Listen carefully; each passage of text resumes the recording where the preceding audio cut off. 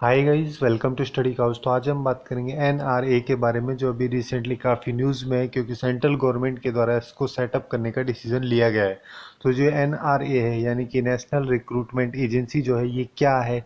इसके द्वारा एक टेस्ट कराया जाएगा जिसका नाम है सीईटी, कॉमन एलिजिबिलिटी टेस्ट। ये क्या है, इसकी क्या गाइडलाइंस है, क्या सभी एग्ज़ाम्स के लिए एक सिंगल एग्ज़ाम होगा? इन सब चीज़ों के बारे में पूरे डिटेल में हम एनालिसिस करेंगे और उसके साथ साथ क्या इसके एडवांटेज होंगे, इन सब चीज़ों के बारे में भी पूरे डिटेल में बात करेंगे। और अगर आपको ये वीडियो यूजफुल लगे then to like, share and subscribe to Study Couch. Okay, so let's start.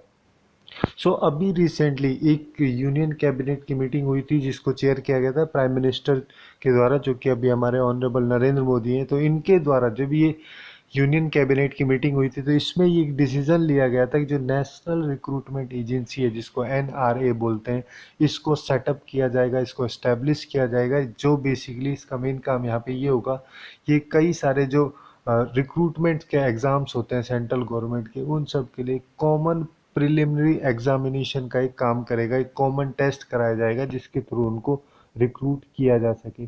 तो ये एनआरए है, बेसिकली है क्या, पहले ये जान लेते हैं हम। जो ये एनआरए है, नेशनल रिक्रूटमेंट एजेंसी जो है, इस बेसिकली इसको एक सोसाइटी की तरह रजिस्टर किया जाएगा। जो सोसाइटी रजिस्ट्रेशन एक्ट है 1860 का, उसके अंडर में। और इसमें एक चेयरमैन भी होगा, जिसकी अगर रैंक की बात करें तो इंडियन गवर्नमेंट का जो सेक्रेटरी की रैंक होती है, उस रैंक का इसका एक चेयरमैन होगा। उसके अलावा कई सारी जो ऑर्गेनाइजेशंस हैं, जैसे कि मिनिस्ट्री ऑफ रेलवेज है, और मिनिस्ट्री ऑफ फाइनेंस है, या फिर डिपार्टमेंट ऑफ फाइनेंशियल सर्विस है, एसएससी है, आरआरबी है, आईबीपीएस है, इन सब के जो रिप्रेजेंटेटिव हैं वो भी एनआरए की जो नेशनल रिक्रूटमेंट एजेंसी है इसमें अवेलेबल होंगे। उनकी भी वहाँ पे पोजीशन होगी। और गवर्नमेंट ऑफ इंडिया के द्वारा भी रिसेंटली इसके लिए जो एनआरए है, इसके लिए 1500 करोड़ रुपीज़ का जो अमाउंट है वो इसके लिए सैंक्शन किया गया है, जिससे कि ये 3 साल के पीरियड के लिए ये बेसिकली सैंक्शन किया गया है। जो इसका एक्सपेंडिचर वगैरह है, या फिर उसके जो इंफ्रास्ट्रक्चर वगैरह एजेंसी को बनाने में लगेगा, पूरे खर्चे के लिए 1500 करोड़ रुपीज़ का यहाँ पे सैंक्शन किया गया है। और इसके साथ साथ जो एनआरए है उसमें एक स्पेशलिस्ट बॉडी भी होगी, जिसमें कि जैसे स्टेट ऑफ आर्ट की टेक्नोलॉजीज़ वगैरह हैं, कोई भी जो प्रैक्टिसेस होती हैं सेंट्रल गवर्नमेंट रिक्रूटमेंट में, उन सबको एक अच्छी तरीके से यूज़ किया जा सके। और वो जो सीईटी कराया जाएगा, कॉमन एलिजिबिलिटी टेस्ट, उस सब के लिए बेनिफिशियल हो। अब यहाँ पे मेन क्वेश्चन आता है, तो अभी का जो सिनेरियो है उसके साथ में क्या प्रॉब्लम है ऐसी? अभी अगर हम प्रेजेंट सिनेरियो की बात करें तो कैंडिडेट्स को कोई भी गवर्नमेंट जॉब के जो एग्जाम्स होते हैं उनमें अपीयर होने के लिए जो कई सारी रिक्रूटिंग एजेंसीज हैं उन सब के थ्रू जाना पड़ता है। मल्टीपल जो रिक्रूटिंग एजेंसीज हैं, जैसे कि बैंकिंग के लिए कुछ एग्जाम्स आईबीपीएस के द्वारा कराए जाते हैं, बट कुछ एग्जाम उनके अलग ही होते हैं। और कुछ एग्जाम्स एसएससी के द्वारा कराए जाते हैं, आरआरबी के द्वारा कुछ कराए जाते हैं। इस टाइप की जो रिक्रूटिंग एजेंसीज हैं, इनकी फीस भी डिफरेंट डिफरेंट होती है, डिफरेंट जो एग्ज़ाम्स होते हैं उन सब के लिए। तो ये तो प्रॉब्लमेटिक सिचुएशन है ही। उसके अलावा जो सेंटर दिए जाते हैं एग्ज़ाम्स के, वो भी काफ़ी ज़्यादा दूर होते हैं, तो ऐसी सिचुएशन में उनको लॉन्ग डिस्टेंस ट्रैवल करना पड़ता है। बट ये जो प्रॉब्लम्स हैं ये नॉर्मल तो काफ़ी कम होती हैं। बट जैसे मान लो कोई भी कैंडिडेट है रूरल एरिया का है, ठीक है, जैसे स्पेशली अगर हम वुमेन की बात करें, वुमेन कैंडिडेट जो रूरल एरिया से हैं, तो उनको मल्टीपल एग्जाम्स में अपीयर होने के लिए उनको ट्रांसपोर्टेशन की फैसिलिटी भी चाहिए, ठीक है, उसके अलावा प्लेस भी चाहिए जहाँ पर वो स्टे कर सके एग्ज़ाम से पहले। तो इस टाइप की सिचुएशंस को डील करने के लिए ही जो ये एनआरए है, नेशनल रिक्रूटिंग एजेंसी, इसका जो कॉमन एलिजिबिलिटी टेस्ट है वो काफ़ी ज़्यादा बेनिफिशियल होगा।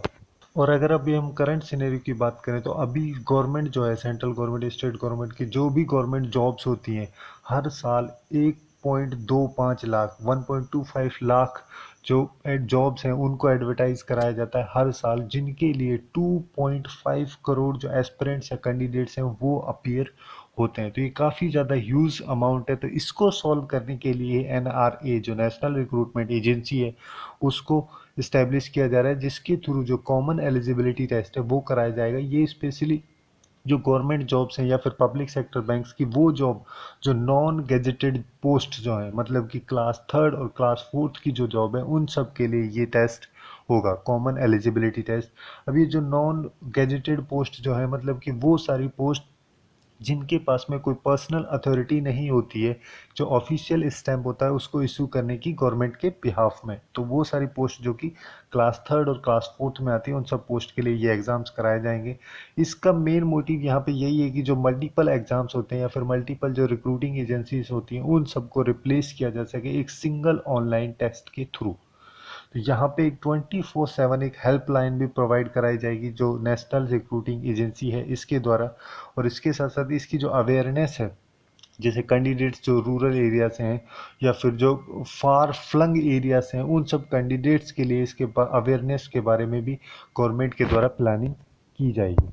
अब यहाँ पे जो अभी करंट की जो मतलब एजेंसीज हैं, करंटली जो रिक्रूटिंग एजेंसीज हैं लाइक एसएससी जो स्टाफ सिलेक्शन कमीशन है, आरआरबी है या फिर आईबीपीएस है, ये अपनी जगह पे रहेंगी, ठीक है। बट जो ये कॉमन एलिजिबिलिटी टेस्ट होगा, यहाँ पे मेन काम इसका ये होगा कि ये एक प्रिलिमिनरी एग्जाम होगा, प्री एग्जाम होगा, और फाइनल सिलेक्शंस के लिए जो सेपरेट स्पेशलाइज्ड टीयर होते हैं जैसे टीयर टू, टीयर थर्ड, तो ये सारे जो टीयर्स होंगे इनको कराया जाएगा ये इनके द्वारा। जैसे मान लो एसएससी का कोई एग्जाम है, ठीक है, तो उसका जो प्री होगा उसको एनआरए का जो सीईटी के थ्रू कराया जाएगा, ठीक है। बट उसके जो बाकी एग्जाम्स होंगे फेज तो टायर टू, टायर थ्री, ये एग्जाम्स को एसएससी के द्वारा ही कंडक्ट कराया जाएगा। तो इस वजह से इनकी भी यहाँ पे ज़रूरत पड़ती है। तो सीईटी जो है, कॉमन एलिजिबिलिटी टेस्ट जो है, ये एक साल में 2 बार कराया जाएगा। ये 3 डिफरेंट लेवल्स के लिए होगा, जैसे ग्रेजुएट लेवल के लिए अलग होगा, 12th पास लेवल के लिए अलग होगा और 10th पास लेवल के लिए अलग होगा। जिस तरह से रिक्रूटमेंट हो रहा है किसी भी जॉब के लिए, और इसका जो करिकुलम है सीईटी का वो कॉमन रहेगा सबके लिए। और ये मेन पॉइंट यहाँ पे ये है कि जो सीईटी होगा, कॉमन एलिजिबिलिटी टेस्ट, ये 12 मेजर इंडियन लैंग्वेजेस जो हैं उन सब में कराया जाएगा। और अभी करंटली होता है क्या है कि कोई भी एग्जाम मेनली 2 लैंग्वेज में ही होता है, नॉर्मली हिंदी और इंग्लिश, बट ये जो सीईटी होगा ये 12 लैंग्वेजेस में कराया जाएगा। इनिशियली जो ये कवर करने की बात करें, अगर इसके सीईटी जो है ये इनिशियली जैसे रिक्रूटमेंट जो होते हैं 3 एजेंसीज के द्वारा, जैसे एसएससी, आरआरबी, आईबीपीएस, इनकी जो ग्रुप बी और ग्रुप सी की जो जॉब्स हैं या पोस्ट है, नॉन टेक्निकल पोस्ट स्पेसिफिकली अगर हम बात करें, तो इन पोस्ट के लिए ही सीईटी कवर करेगा इनिशियली। बट धीरे धीरे इसका जो एक्सपेंशन है उसको बढ़ाया जाएगा और फिर कंप्लीटली पूरे एग्जाम्स को सीईटी के थ्रू कराया जाएगा। और अभी जो सेंटर्स होते हैं कोई भी एग्जामिनेशन के, जो भी सेंटर्स होते हैं वो अर्बन एरियाज में होते हैं, मतलब सिटीज़ वगैरह में होते हैं। रूरल एरिया में कोई सेंटर्स वगैरह बहुत ही कम चांसेस होते हैं उसके होने के। तो ये जो सीईटी होगा, कॉमन एलिजिबिलिटी टेस्ट, इसमें 1000 सेंटर्स क्रिएट किए जाएंगे अक्रॉस इंडिया। उनमें से कई सारे सेंटर्स जो हैं वो रूरल एरिया में भी होंगे, जो कि जो वुमेन पॉपुलेशन है रूरल एरिया की स्पेसिफिकली, उनके लिए काफ़ी ज़्यादा बेनिफिशियल होगा। और इसमें ये जो फर्स्ट लेवल का जो टेस्ट होगा सीईटी का, ये कैंडिडेट्स का जो इसमें स्कोर होगा वो 3 साल तक के लिए वैलिड होगा। और इसमें कोई रेस्ट्रिक्शंस नहीं होंगे कितने अटैम्प्ट कर सकते हैं, कितने नहीं कर सकते हैं। और अपर एज की जो लिमिट है इसमें मतलब कंसिडरेशन भी किया जाएगा, जैसे एससी एसटी के लिए एज रिलैक्सेशन होता है या फिर ओबीसी कैंडिडेट्स के लिए जो एज रिलैक्सेशन होता है, वो बेसिकली जो अभी रूल्स हैं उसके अकॉर्डिंग ही यहाँ पे एज रिलैक्सेशन दिया जाएगा सीईटी में। और जो ये कॉमन एलिजिबिलिटी टेस्ट है ये स्टूडेंट्स के लिए काफ़ी ज़्यादा बेनिफिशियल होगा। जैसे कि एग्ज़ाम डेट्स जब क्लैश हो जाती है, नॉर्मली अभी सिचुएशन में ऐसा होता है, तो उन सब चीज़ों से भी उनको प्रिवेंट किया जा सके। और जो मल्टीपल एग्जामिनेशंस होते हैं उन सब की जो प्रॉब्लम्स होती हैं उनमें अपीयर होने की, उन सब से भी उनको छुटकारा एक तरीके से मिल जाएगा। जो फाइनेंशियल बर्डन होता है, जैसे मान लो अभी जो होता है अलग अलग रिक्रूटमेंट एजेंसी जो अलग अलग फ़ी अलग अलग एग्ज़ाम के लिए रखती हैं, तो ये जो एक सिंगल एग्जामिनेशन फ़ी इसमें इंक्लूडेड होगी जो कॉमन एलिजिबिलिटी टेस्ट है, इसकी हेल्प से जो फाइनेंशियल बर्डन है वो भी कम हो जाएगा काफ़ी। और स्पेशली जो रूरल एरिया के जो लोग हैं, जैसे कि अभी की सिचुएशन की अगर हम बात करें, जो कॉमन एलिजिबिलिटी टेस्ट है इसके सेंटर्स जो होंगे अप्रॉक्सीमेटली हर डिस्ट्रिक्ट में होंगे। तो इससे क्या होगा कि जैसे मान लो रूरल एरिया के जो भी कैंडिडेट्स हैं उनको अगर जाना है तो वो अपने ही डिस्ट्रिक्ट में जाके वहाँ पे एग्ज़ाम दे सकते हैं। तो उससे जो उनका ट्रैवल का खर्चा है या फिर स्टे करने का खर्चा एग्ज़ाम से एक दिन पहले का, वो सब भी बच पाएगा। और स्पेशली जो वुमेन कैंडिडेट हैं उन सब के लिए तो बेनिफिशियल होगा ही। और उसके साथ साथ इसमें एक सिंगल रजिस्ट्रेशन का पोर्टल होगा, हर बार रजिस्ट्रेशन करने की ज़रूरत नहीं है, बस एक बार ही इस पोर्टल पे रजिस्ट्रेशन करना है, जो कॉमन एलिजिबिलिटी टेस्ट का पोर्टल होगा उस पर। ओके, तो यही थी कुछ important information national recruiting agency से रिलेटेड, और उसके द्वारा जो कॉमन एलिजिबिलिटी टेस्ट है वो कराया जाएगा उससे रिलेटेड।